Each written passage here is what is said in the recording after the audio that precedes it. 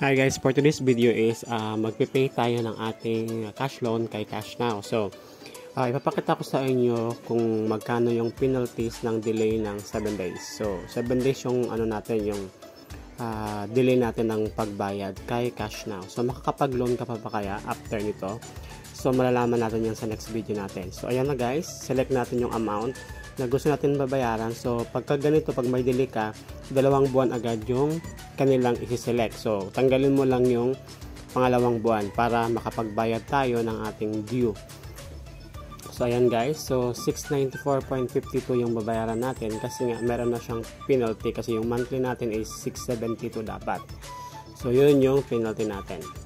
So, click mo lang yung guys, yung 694.52 then pay.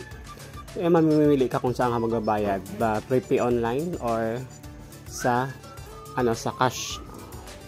So pagkatapos yun guys, so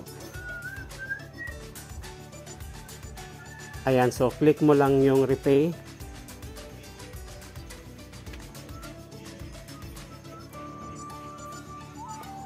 Ayan, so yung amount na yan 694. So repay mo lang siya.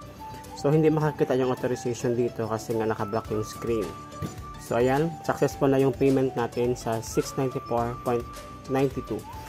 So ayan na guys, so magme-message na rin si Cash Now na kapag bayad ka na lang yung bills. So ayan, i-finish na natin guys at pupunta tayo sa dashboard. So ito yung makikita mo sa dashboard guys, meron na tayong 447 na nabayad.